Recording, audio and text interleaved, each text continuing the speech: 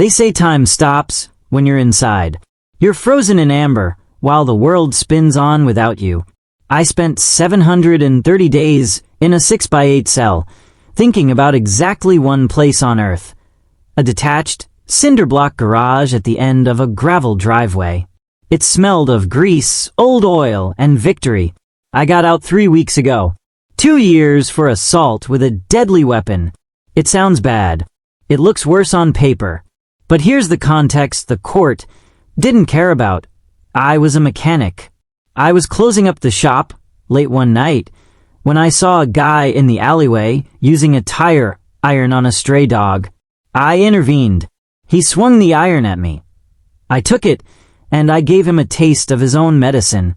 I broke his arm and 3 ribs. The dog lived. The guy sued.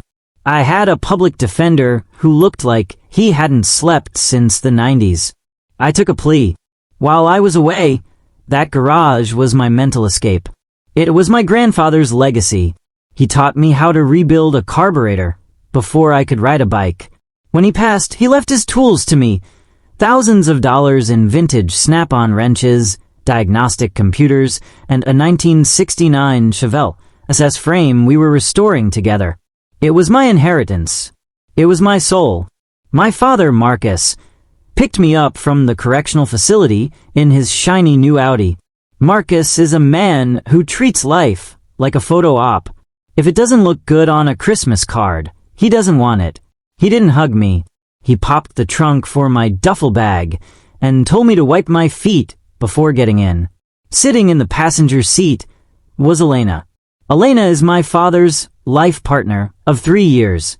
She's 20 years younger than him, calls herself an intuitive space harmonizer, and talks exclusively in buzzwords. She didn't turn around. She just watched me in the vanity mirror and said, "Your aura is very jagged, Liam. We're going to need to sage the car later." The ride home was an hour of silence, broken only by Elena scrolling through TikTok videos at full volume. When we pulled into the driveway of the house where I grew up, I felt the first spark of hope I'd had in years. The house looked the same, but then I looked past the main structure toward the back of the lot. My stomach dropped. The garage wasn't gray anymore. It was painted a blinding, stark white. The heavy steel rolling door was gone, replaced by a sliding glass patio wall. "I need to go check the shop," I said, scrambling out of the car before it even fully stopped. "Liam, wait," my dad called out, his voice tight. "We made some changes." I didn't listen. I walked to the glass doors. I peered inside. My knees almost buckled. The concrete floor, stained with decades of honest work, was covered in plush white rugs. The hydraulic lift was gone. The massive red tool chests gone. The Chevelle frame gone. In their place were oversized beanbag chairs, a wall of crystals, hanging macrame planters, and a neon sign on the back wall that read manifest. I slid the door open. The smell hit me, lavender and pretension. No goodies, no oil. Elena walked up behind me, sipping an iced matcha. "It's breathless, isn't it? We call it the sanctuary." The garage energy was so stagnant, so heavy. We cleared it out to make room for my virtual coaching studio. I turned to my father. "Where are the tools? Where is the car?" Marcus adjusted his tie, refusing to meet my eyes. "We sold them, Liam. You were gone. We didn't know if you were. Well, we didn't know what your life would look like after prison." Elena needed a workspace for her brand. She has over 50,000 followers now. It's a legitimate business. "The tools," I whispered. "Grandpa's tools. That set alone was worth 20 grand. The car frame was original metal." Elena laughed, a tinkling, dismissive sound. "Oh, honey, we got a junk hauler to take the metal scrap away. I think he gave your dad $50 for the pile. And the tools, we took them to a pawn shop downtown. Got a few hundred for the lot. It paid for the new lighting rig. A few $100 for a lifetime of collection. You had no right," I said, my voice shaking. "That was my property. Mom left that stuff to me specifically. You lost your rights when you became a criminal, Elena snapped, her voice suddenly losing its zen quality. She pulled out her phone and pointed it at my face. Look at this aggression. This is exactly why we couldn't keep those dangerous heavy objects around. I'm not safe with you here. She hit record. Hey guys, update on the situation.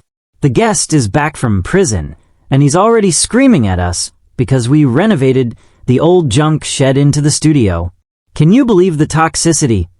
My father stepped between us. Liam, you're upsetting Elena. Look, you can stay in the guest room for 2 days. After that, you need to find your own way and stay out of the sanctuary. You bring in bad energy. I looked at the man who raised me. I looked at the woman filming me for strangers on the internet. And I looked at the empty white room where my grandfather taught me what it meant to be a man. I didn't yell. I didn't fight. I realized in that moment that the Liam who went to prison, the hothead, was dead. The new Liam was cold, calculated.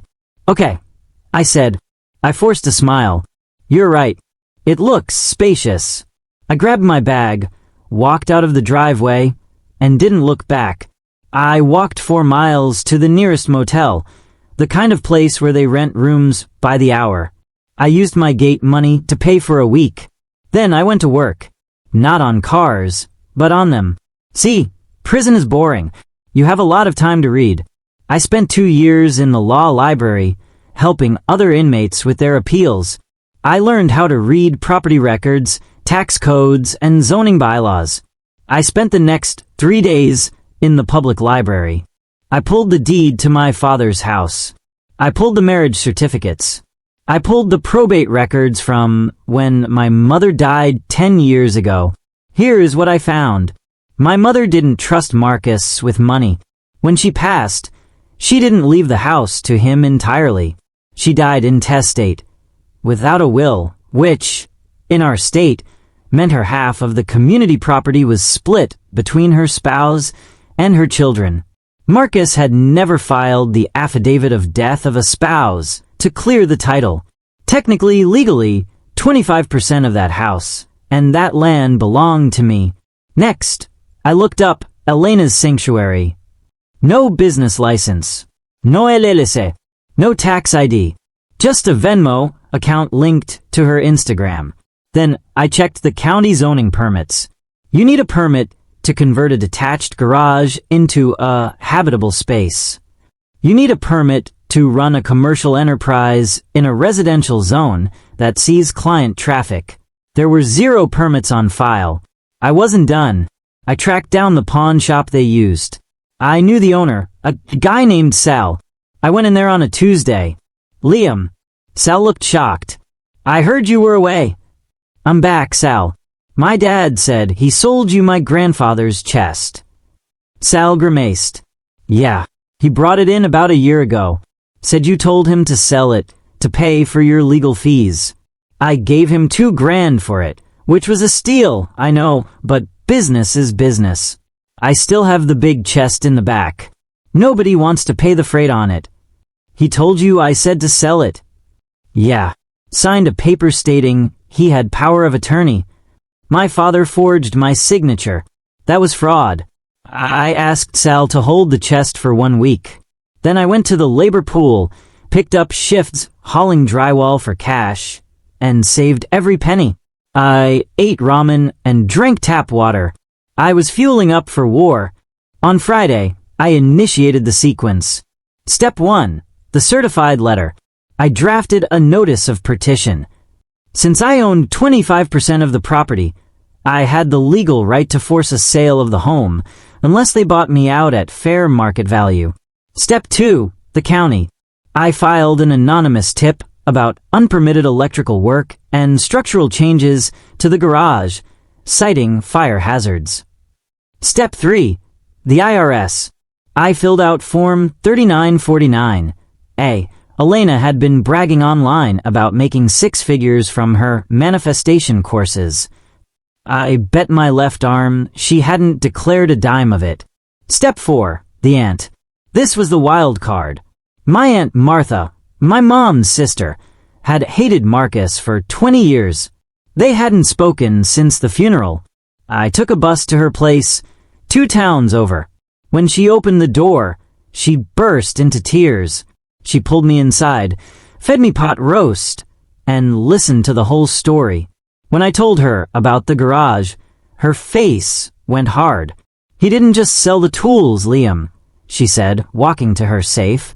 He tried to sell the land 5 years ago, but he couldn't because my name is on the lien.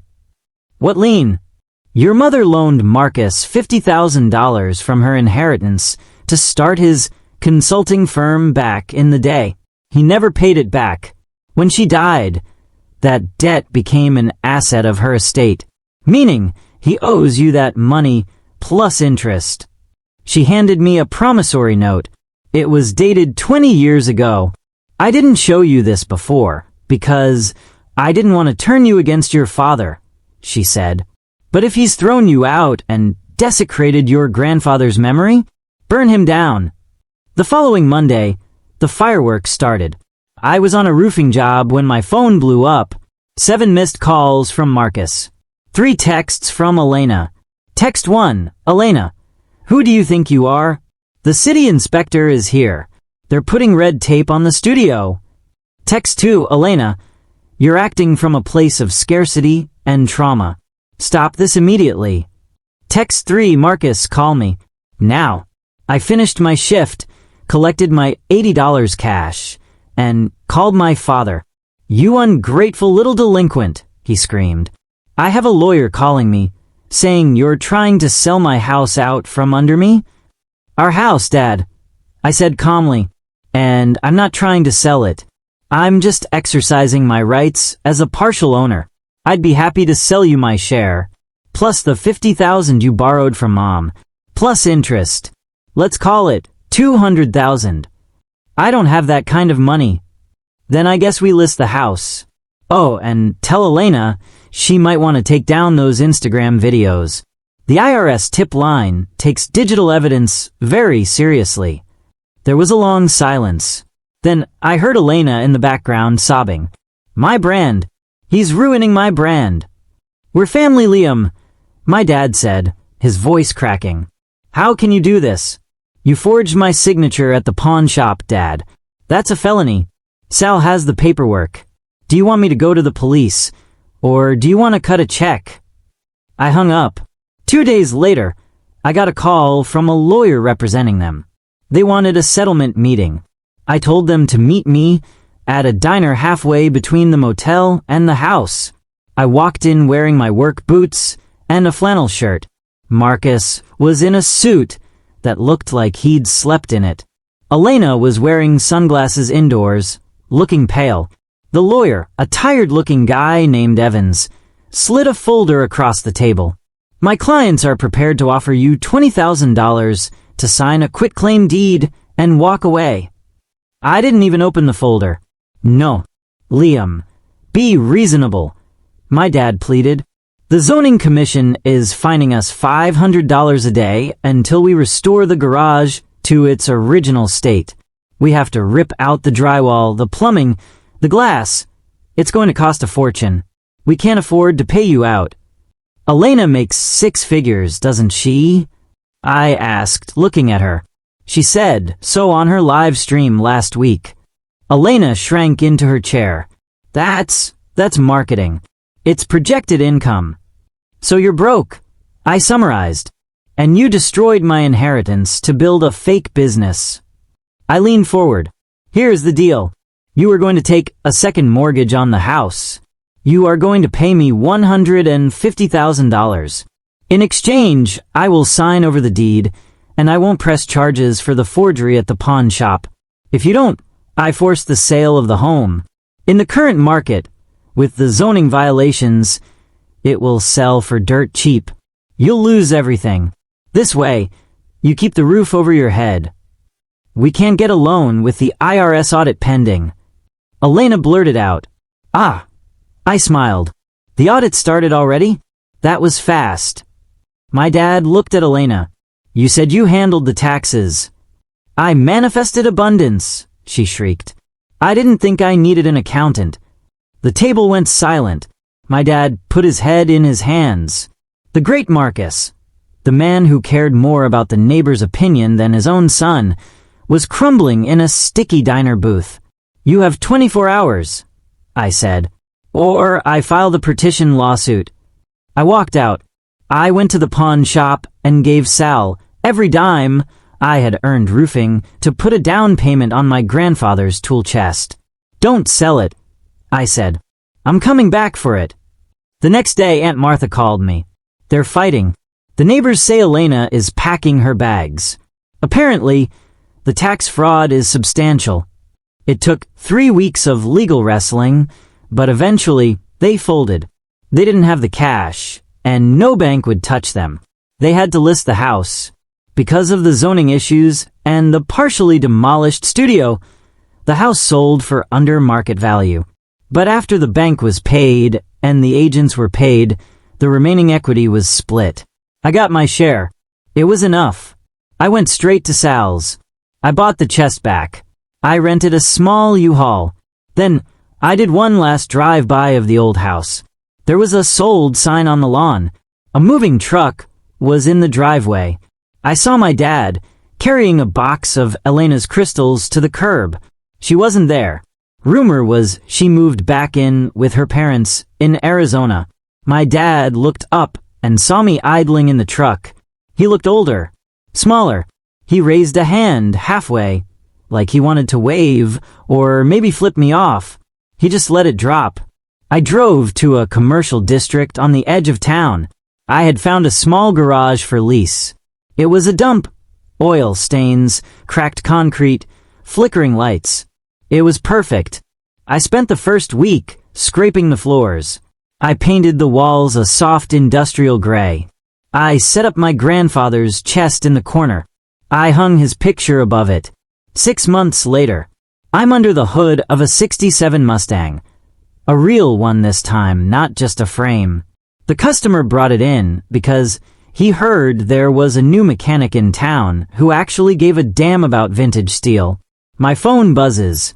It's an email from Aunt Martha. She attached a screenshot of a LinkedIn update. Marcus, project manager, seeking opportunities. Below that, a link to a GoFundMe started by Elena, help heal my legal trauma fund. It had raised $10.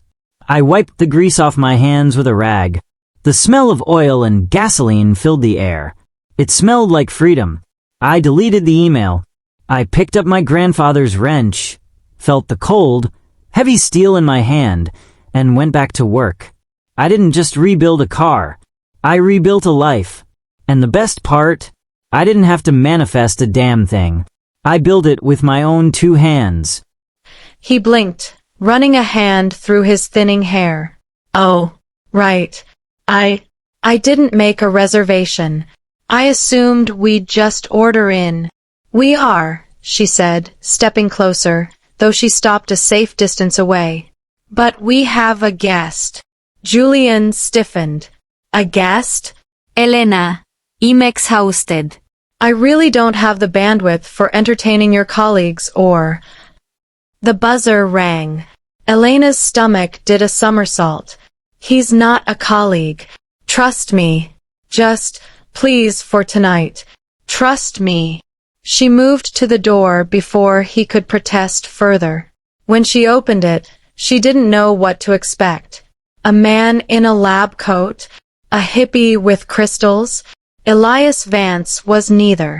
He was a tall man, perhaps in his late 50s, wearing a charcoal turtleneck and a well-worn tweed blazer.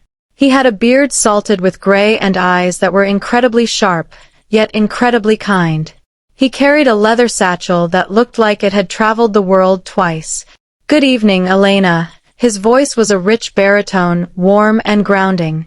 "The snow is beautiful tonight, isn't it?" "It is," she breathed, stepping back. "Please, come in." Elias stepped into the apartment, shaking the snow from his coat. He didn't scan the room with judgment. He scanned it with appreciation. When his eyes landed on Julian, he smiled. Not a customer service smile, but a genuine greeting. "Julian, Elias said, extending a hand. Happy 40th. A powerful number. The midpoint of the arch. Julian took the hand automatically, his brow furrowed. Thank you.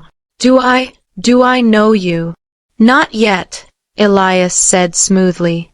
I'm Elias. Elena invited me to facilitate a birthday gift. Think of me as a curator for the evening. Julian shot a look at Elena, half annoyance, half bewilderment. A curator? Elena, what is going on? Elena stepped forward, her voice trembling. I didn't buy you a watch, Julian. I hired Elias. He helps people talk. He helps people remember. Julian pulled his hand back, his defenses rising. A therapist? You hired a shrink for my birthday. No, Elias interjected, his voice calm, unbothered by the tension. He moved toward the living room, placing his satchel on the floor. Therapy analyzes the pathology of the breakdown. I don't care about your breakdown. I care about your construction. I'm here to help you look at the blueprints of what you built, just for one night. He sat on one of the cushions, completely at ease, looking up at them. Come. Sit. The wine needs drinking, and the stories need telling. If after 20 minutes you want me to leave, I will walk out into the snow and you will never see me again. Deal. Julian hesitated. He looked at the door, then at Elena. He saw the desperation in her eyes, the sheen of tears she was fighting back. He let out a long, ragged breath. 20 minutes, Julian muttered. He loosened his tie completely and sat down on the opposite cushion. Elena sat between them, forming a triangle. The air in the room was thick, charged with the electricity of a storm about to break. Elias didn't start with, "How does that make you feel?" He didn't ask about their childhoods. He reached into his leather bag and pulled out a small, polished wooden box. He placed it in the center of the rug, between the candles. Memory is a deceptive thing, Elias said softly. We rewrite it every time we access it. We edit out the good parts when we are angry, and we edit out the bad parts when we are nostalgic. Tonight, we are going to find the raw footage. He looked at Julian. Julian, tell me about the shoes Elena was wearing the first time you realized you were in trouble. Not the first time you met.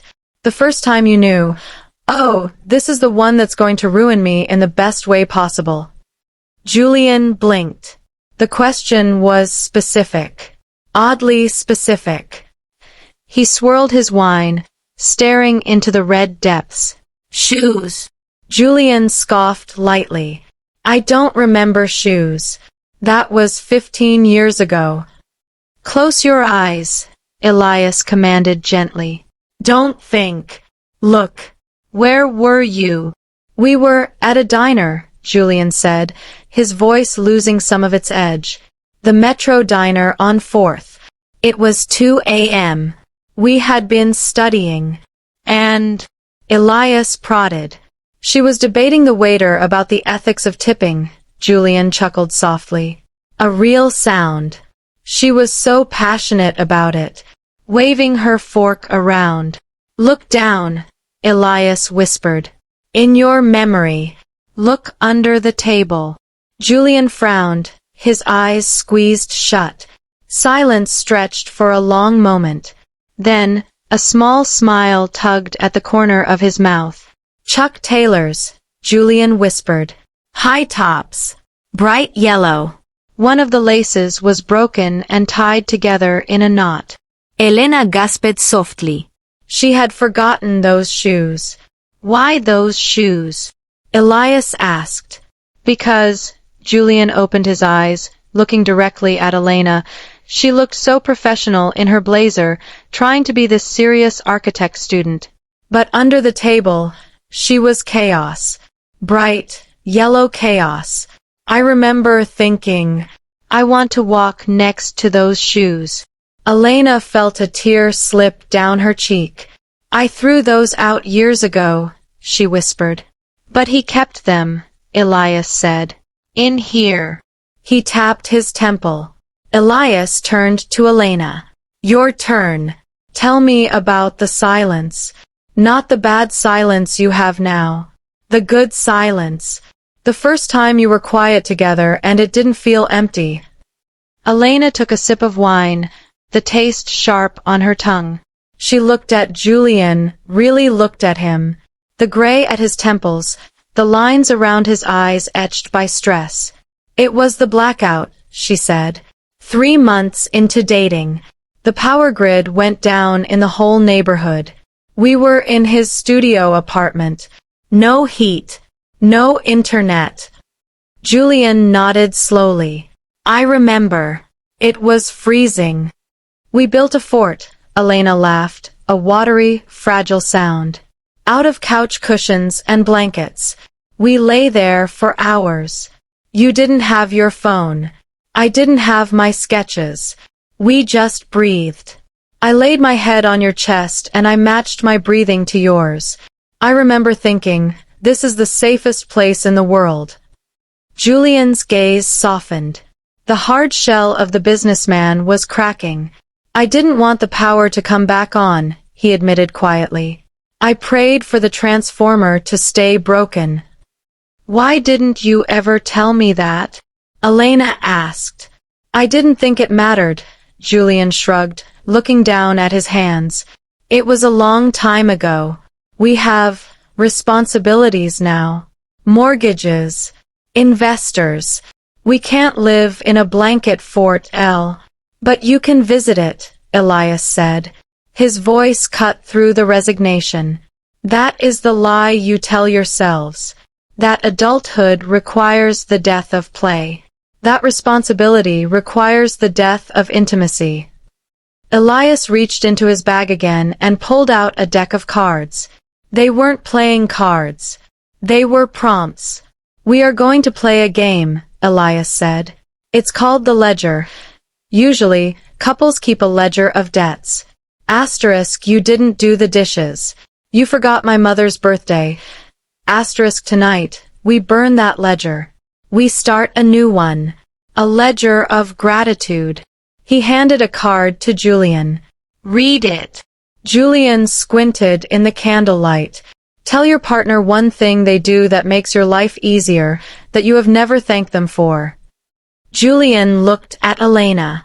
The room went quiet.